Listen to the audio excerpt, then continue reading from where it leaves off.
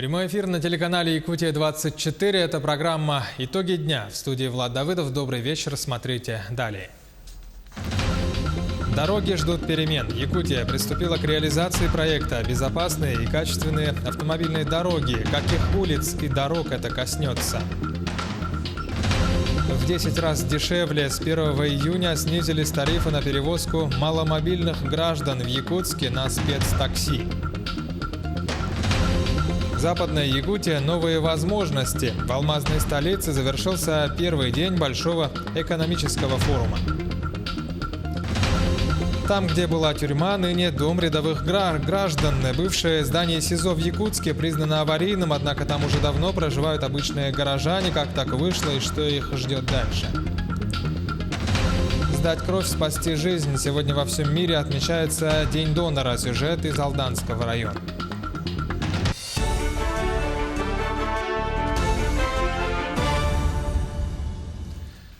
Большое выездное заседание Совета по развитию Арктики и Антарктики Совета Федерации России прошло сегодня в правительстве Якутии. Представители региональных и муниципальных властей, также руководители федеральных ведомств обсудили формирующуюся стратегию по развитию арктических зон на период до 2030 года. Транспортная логистика, демография, взаимоотношения недропользователей и населения, преференции для бизнеса. Эти и многие другие темы обсуждали сегодня во всех подробностях и деталях, рассказывает Саргалана Захарова.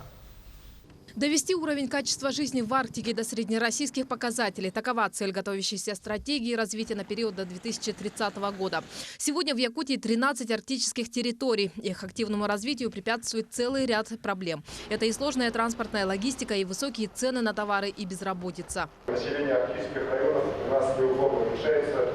С 90-го года численность жителей сократилась более чем в 2 раза. Если в 90-х годах жило 148 тысяч человек, то сейчас не более 67 тысяч. Только за прошедшие 10 лет у нас население в Арктике уменьшилось почти на 9%. Также Асен Николаев отметил, необходимы перемены во всех сферах жизнедеятельности. При этом ключевым фактором должно оставаться сохранение традиционного уклада жизни коренного населения. Конкретные действия в этом направлении уже принимаются. В каждом документе прописаны особые условия для северян.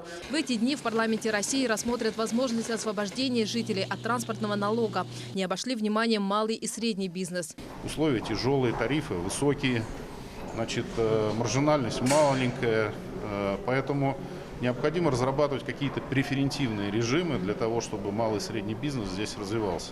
Потому что малый и средний бизнес – это рабочие места, и это повышение общего уровня комфортности жизни людей на территории. Это могут быть послабления в налоговых режимах, решение вопросов с выделением земельных участков, упрощение административных процедур. В то же время поддержка бизнеса должна складываться не в ущерб жителям.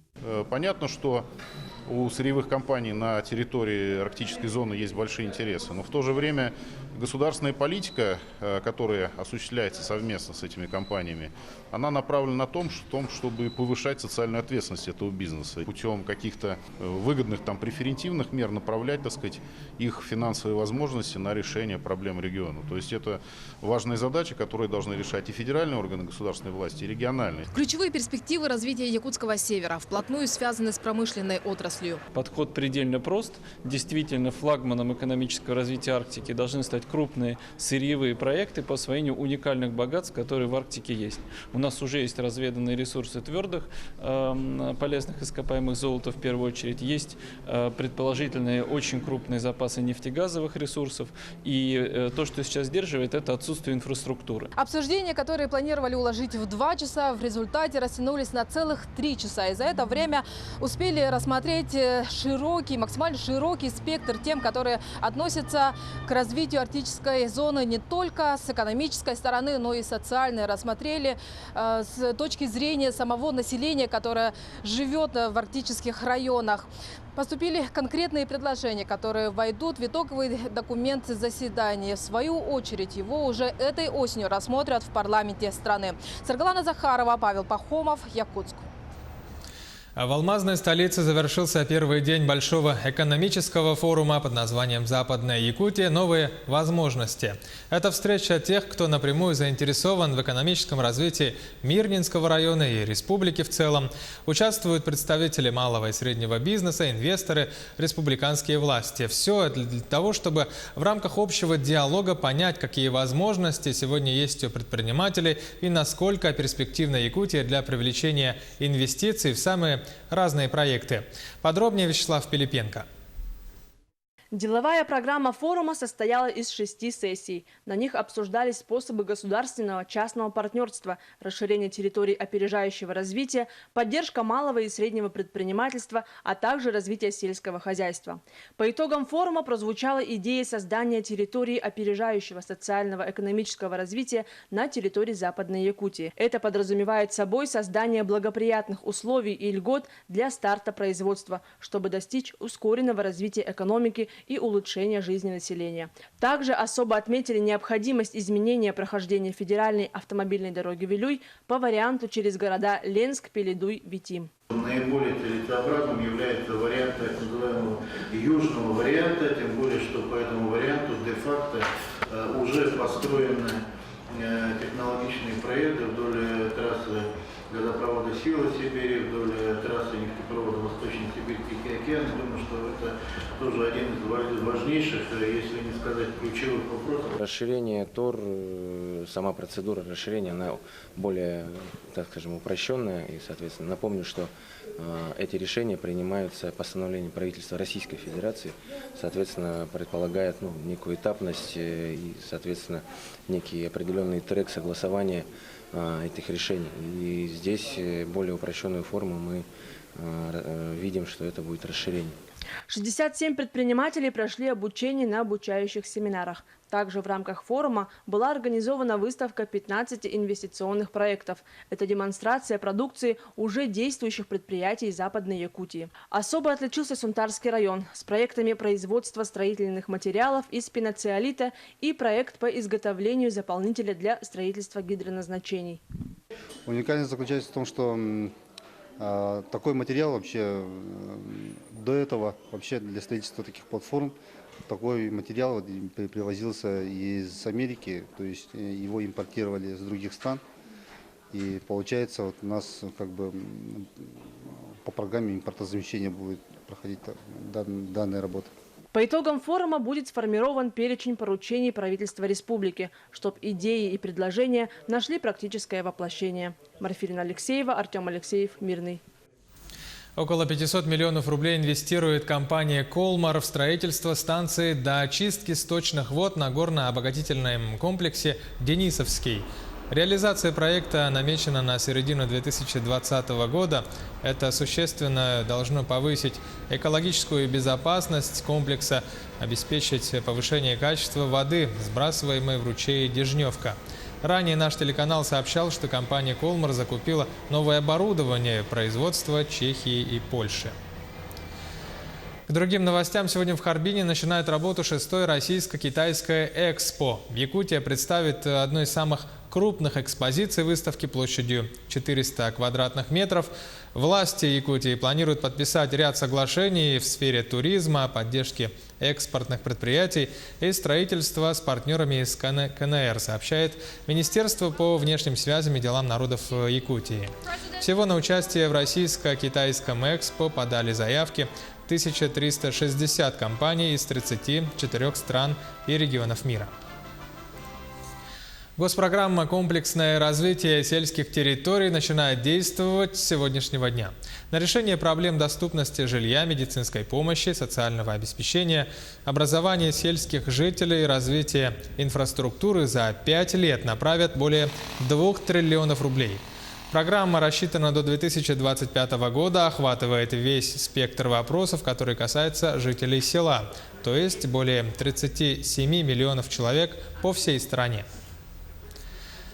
С 1 июля в России произойдет повышение цен по тарифам ЖКХ. Средний процент по стране 2,4, но регионы вправе варьировать эти цифры. Так, в столице республики изменение тарифов с 1 июля для семьи, состоящей из 3 человек, проживающих в благоустроенной квартире площадью 63 квадрата, это самый распространенный тип благоустройства, составит на холодное водоснабжение 11,9%, водоотведение 0,8%, горячее водоснабжение из закрытой системы 0,3%, централизованное отопление 0,8%, электроэнергию 3,1%, что в целом приведет к росту платы за коммунальные услуги в такой квартире на 2,4% или на 197 рублей в месяц. Перевозка маломобильных граждан в Якутске стала доступнее. С 1 июня снизились тарифы в специализированной службе такси для людей, передвигающихся в инвалидном кресле и лежачих больных. Все подробности у Руслана Варламова. Зоя Стручкова, жительница Мархи, не первый год пользуется услугой специального транспорта. Ее супруг имеет инвалидность первой группы. По словам Зои Дмитриевны, для их семьи снижение тарифов – большое подспорье. Сервис обслуживания этой такси очень хорошие. Они очень добрые, культурные и вовремя приходят. И всем помогают этим нам больным, которые маломобильным. Я спасибо говорю, что мужа моего перевезли с Кангаласов быстро и хорошо. С 1 июня этого года услуги на спецтранспорте для маломобильных людей стали намного дешевле. Администрация Якутска взяла на себя финансирование расходов на сопровождение спуска и подъема пассажира, поэтому заказчик оплачивает только за проезд. На специализированной машине подъезжает к дому, допустим, инвалида-колясочника.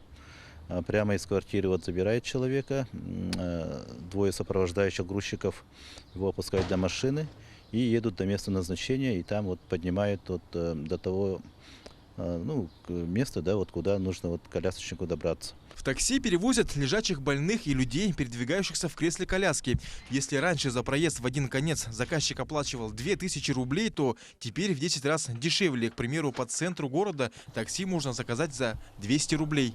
И мы надеемся, что с внедрением этой новой транспортной услуги больные, люди, которые передвигаются на коляске, лежачие больные, им действительно будет оказана большая помощь. Перевозку с сопровождением осуществляет индивидуальный предприниматель Алексей Яковлев. Алексей не понаслышке знает индустрию перевозки людей с ограниченными возможностями. По его словам, он больше помогает, чем зарабатывает на этом. Поначалу работал сам и диспетчер, сам и водитель. Все было 3 в 1 . Иногда бывает то, что этажи очень высокие, этажность домов, и лифт не работает и так далее. Бывало, что на 13 этаж поднимали. Тяжело, но пытаемся, работаем. Пока в социальном такси работают лишь 2 машины. Для перевозки больных нужно специальное оборудование. В ближайшем будущем будет рассмотрен вопрос об увеличении количества транспорта в службе соцтакси. Руслан Варламов, Павел Пахомов, Якутск. Якутия приступила к реализации масштабного проекта «Безопасные и качественные автомобильные дороги». Каких улиц и дорог это коснется в столице и по республике в целом? Сегодня первый вице-премьер правительства Алексей Колодезников с рабочей группой проверил ход и качество ведущихся работ. Сюжет Анастасии Кобузевой. Почти 26 тысяч километров улично-дорожной сети Якутска приведут в порядок в этом году. Работы запланированы на 19 улицах. В список вошли самые убитые дороги Якутска – Жарницкого, Петра Алексеева, Ларионова, Стадухина, Чайковского и другие. На ремонт, строительство и реконструкцию потратят беспрецедентную сумму – 1,5 миллиарда рублей. К осени должны работы завершить. И главное, что мы видим, что конкурсные процедуры проведены, и подрядчики выиграли те, которые имеют опыт работы. Думаю, что со всеми работами, которые предусмотрены в текущем году, мы справимся. Большое внимание уделят и региональным дорогам. В этом году отремонтируют 122 километра. В их числе и автомобильная дорога Умнас в Хангаласском районе. Работы на 35-м километре начались в конце мая. Дорожники уже отремонтировали более 2000 метров дорожного покрытия. В этом году мы должны положить километр 400. Следующий год остаток это 800 метров. Но по существу, если, допустим, погодные условия позволят, мы планируем завершить и в этом году. При ремонте дороги у нас применяются современные технологии и материалы. Упор делают на основании, чтобы дорога прослужила несколько десятилетий. Технология стабилизации. Сейчас здесь у нас работает немецкая техника, Вирген, проводит регенерацию основания. После этого ложится 5-сантиметровый асфальт. Только в этом году на ремонт, строительство и реконструкцию как городских, так и региональных дорог потратят 4 миллиарда 100 миллионов рублей. Уже сформирован план работы на следующий год. Чтобы все работы начались вовремя, подрядчиков определят уже в этом году. Анастасия Кобызева, Джилстан Иннокентьев, Якутск. Далее короткая реклама, 30 секунд. Оставайтесь с нами и смотрите далее. Там, где раньше была тюрьма, ныне дом рядовых граждан. Бывшее здание СИЗО в Якутске признано аварийным, однако там уже давно проживают обычные горожане. Как так вышло и что их ждет? Сдать кровь, спасти жизнь. Сегодня во всем мире отмечают День донора. Сюжет из Алдана. Якутия-24. Итоги дня. Продолжаем выпуск. В Ленском районе ликвидировали 3 лесных пожара. Для устранения огня были привлечены сотрудники Ленского лесничества и парашютисты авиалесоохраны. В случае ЧС в администрации района создан оперативный штаб. Введен запрет на производство сельхозпалов, идет обновление минерализованных полос вокруг поселков. Производятся и внеплановые проверки населенных пунктов, расположенных вблизи лесов. Работа будет продолжаться и вестись до середины сентября.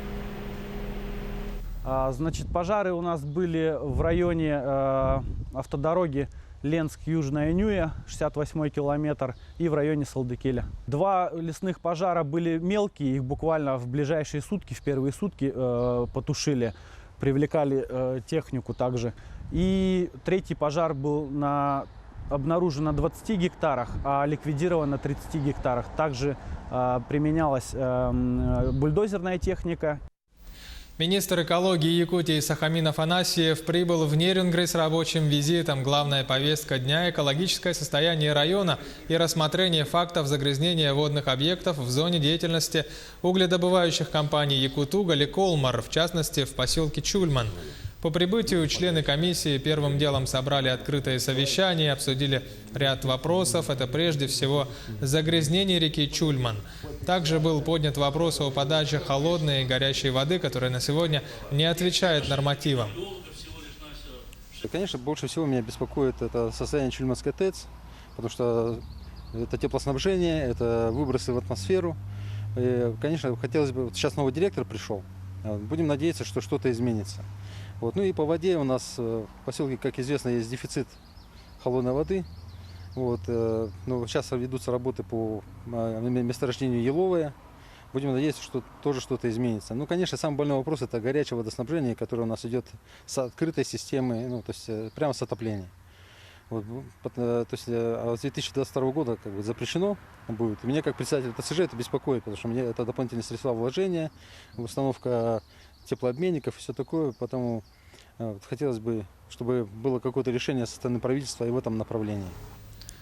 В Мирнинском районе на понтонной переправе через реку Малая Батобуи открыто движение автотранспорта. Оно останавливалось в связи с неисправностью крепления руслового звена понтонного моста. Дорожниками ведется круглосуточный мониторинг уровня воды, дежурство дорожной техники. При проезде через переправу организована буксировка легкового транспорта, также перевозка людей вахтовым автобусом. Уровень воды в реке составляет 2 метра 62 сантиметра. Бывшее здание СИЗО в Якутске признано аварийным, однако там уже давно проживают обычные граждане. Когда объект превратили в жилой дом и как живется сегодня горожанам в доме, который раньше был настоящей тюрьмой. Репортаж Сусанны Рожиной. Этот дом по улице Дзержинского, 8, доп. 1, один из самых старых домов Якутска, 30-х годов постройки. Здесь раньше располагалась тюрьма, где содержался сам Платон Алексеевич Аюнский. А сейчас это жилой дом, где живут люди целыми семьями с маленькими детьми. Он был признан аварийным буквально недавно. И пока непонятно, когда этот исторический памятник будет снесен или же расселен. По архивным данным, это здание в 30-х годах принадлежало НКВД, и там содержались все репрессированные тех времен вплоть до 60-х годов. Предположительно, в этом здании в свое время содержался и Платон Алексеевич Аюнский, тело которого до сих пор не обнаружено. Тюрьма там располагалась где-то до 60-х годов. Камеры были, она имела подвал. И вот они внизу, как говорится, в подвале были. Некоторые камеры были, конечно, наверху, но там в основном кабинеты располагались. Сейчас эти комнатушки переоборудованы в жилые помещения, в которых ютятся люди.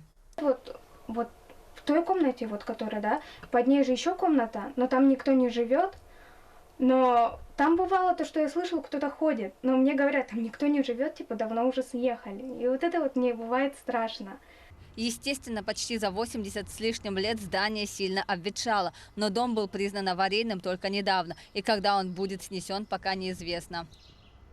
Деревянную форточку пытаются, например, открыть, но у меня там она по-другому что-то такое звук страшный у меня стало, и поэтому я сейчас при свете сплю. В этом доме били и истязали людей, добиваясь признаний в делах, которые они не совершали. Сюда и привезли арестованного Платона Аюнского. Здесь он и умер, в здании санчасти, которое располагалось на месте детского сада «Золотой ключик». Как признаются сами жильцы дома, порой бывает жутко находиться в здании. С подругой, когда по видеосвязи общались, я, получается, как-то встала вот так, да? Он говорит: возле тебя, сзади тебя кто-то есть, в зеркале кто-то. Можно в зеркало смотреться, и ощущение бывает, как будто отражение, оно не мое. Не каждый человек согласится находиться в бывших камерах, но, к сожалению, до сих пор в этом доме проживают сотрудники УФСИН, как это было и в 60-х годах. В те времена здание следственного изолятора было оформлено под общежитие для сотрудников пенитенциарной системы республики. Сусанна Рожина, Семен Семенов, Павел Пахомов, Якутск. Сегодня во всем мире отмечается День донора крови. К примеру, в Алданском районе популярность донорства продолжает расти, рассказывает Татьяна Вахнина. Анализы сданы, осмотр пройден. Денис ожидает приглашения в операционную. Молодой человек – донор, и сегодня он отдаст кровь во спасение ближнего в 14-й раз. Многим людям требуется. У меня у бабушки сейчас требуется кровь, только редкая, спасаешь жизнь, наверное, кому-то. Особой подготовки к сдаче крови Денису не требуется. Рекомендации по восстановлению после донации он старается соблюдать, хотя чувствует себя прекрасно. Постоянное обновление крови благотворно сказывается на организме в целом. Органы и системы начинают работать интенсивнее. Нормально, все хорошо. Иной раз даже бывает лучше себя чувствуешь, потому что обновляешься. Полностью отданная кровь в организме донора восстанавливается в течение нескольких недель. Спустя пару месяцев человек вновь может протянуть руку помощи тому, кто в этом нуждается. Ежегодно в отделении переливания и трансфузиологии крови производится более 500 донаций. Врачи отмечают возрастающую популярность донорства. В прошлом году у нас донаций было 618, но доноров может поменьше, потому что некоторые сдают 2-3 раза в год, 4 даже. В этом году сдали уже 265 донаций. Где-то доноров может 240-230. Чаще всего кровь и ее компоненты требуются пациентам отделения реанимации. Чуть меньшее количество переливаний производится в хирургии и травматологии, а также в роддоме. Крови первой и второй групп заготавливается достаточное количество. Доноров с третьей группой крови чуть меньше и совсем немного тех, чья группа крови 4-я. У нас вся проблема в резус-отрицательной крови, то есть редкая группа крови. Это, конечно, 4-я отрицательная. Организм, сдающего большие объемы крови человека, становится более выносливым. От несчастных случаев не застрахован никто, и в экстренных ситуациях, при ранениях или травмах, потерю крови донор перенесет легче, нежели организм неприспособленного человека. Регулярные кроводачи являются для иммунитета своеобразными тренировками. Татьяна Вахнина, Сергей Шипачев, Александр Лукин, Алдан. Сегодня в России отмечается День медицинского работника. В республике свой профессиональный праздник отмечают более 27 тысяч якутян. С каждым годом здравоохранению уделяется все больше внимания, начиная с повышения заработной платы медиков до ввода в эксплуатацию таких крупных объектов, как перинатальный центр. Сегодня в Якутске состоялось торжественное собрание медицинской общественности, посвященное профессиональному празднику. Помимо слов благодарности за каждодневный усердный труд, отличившихся работников отрасли, лучших врачей наградили государственными и правительственными наградами. Мы всегда говорим и благодарны, что наконец-то сдвинулся вопрос по изменению софинансирования территориального фонда обязательного медицинского страхования за счет изменения методики расчета. Причем всегда отмечаем, что это не разовая поддержка, это постоянное изменение механизма. На это увеличилось бюджет республики порядка 6 миллиардов рублей. Мы говорим о строительстве двух колоссальных объектов, которые сдвинули с мертвой точки. Это кардиология и онкология. Кардиология уже сегодня сидит в федеральном бюджете, онкология включается с 2020 года. Таковы итоги дня сегодня. Оставайтесь на нашем канале, будьте всегда в курсе.